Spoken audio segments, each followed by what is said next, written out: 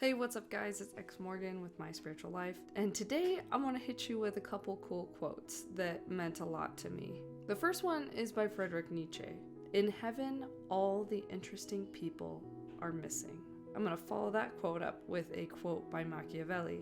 In hell, I shall enjoy the company of popes, kings, and princes, but in heaven there will only be beggars, monks, hermits, and apostles.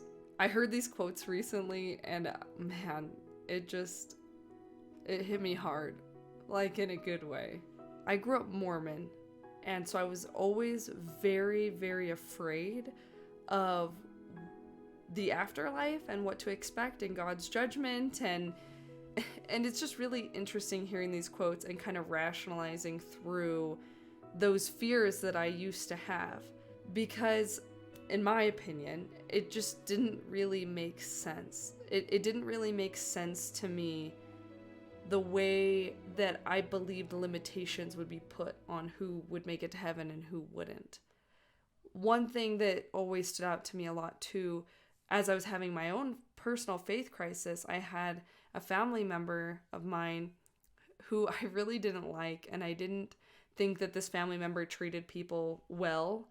And I was like, it makes no sense to me that this family member is going to make it to the celestial kingdom, which is like Mormon's version of the best heaven, while I'm going to go to Mormon's version of hell, even though I feel like I'm a really good person and I'm trying to live a good life. It's funny when you break it down and you realize like heaven's going to potentially be filled with all of these like really annoying, self-righteous type of, people. And I'm like, man, doesn't sound like it'd be that fun to hang out with those people anyway. I'm just really grateful that I've got to a point in my life where I'm not afraid of going to hell or going to heaven or going wherever. I don't think there's anything wrong with being religious, but I definitely have a lot of issues with people who will try to leverage salvation against someone, because that is messed up. And I know why they do it. It's like they have to. If this is the truth, you have to. You gotta save everyone from potential hell. I think one aspect of this that I find particularly interesting is that when you come from a background of being like part of a high demand religious group, you are very much taught to think very black and white. People are good or they're bad. If they're good, they're going to go to heaven. If they're bad, they're going to go to hell.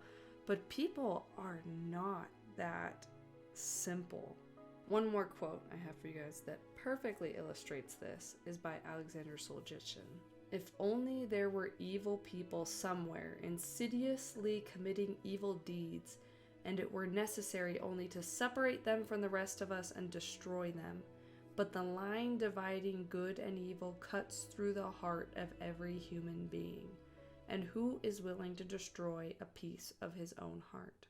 That quote is incredible, but it's even more incredible when you know the background of why he said that.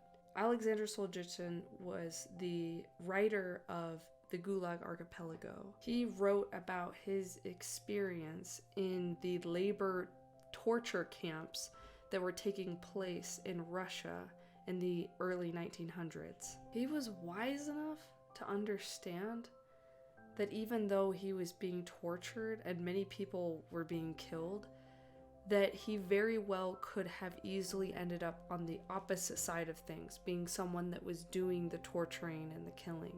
Anyway, coming back to his quote about that line between good and evil cutting through the heart of everyone, I found that so beautiful. And I feel like it gave me a lot more compassion, because it reminds me that no matter who has wronged me in my life, that most people are not all good or all bad, but some mixture of the two. And in a way, it helps me alleviate my own guilt personally, because it reminds me that the bad parts of me don't make me a bad person. it gives me a lot of courage to focus on what I can do to improve instead of getting down on myself or even just being caught up being afraid of myself.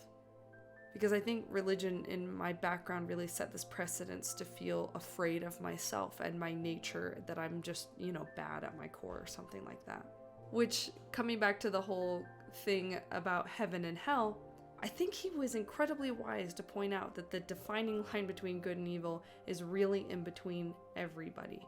I think it's really interesting to think about what heaven and hell would look like when that is just the truth of the matter. Is everyone going to go to hell because everyone has good and evil inside of them?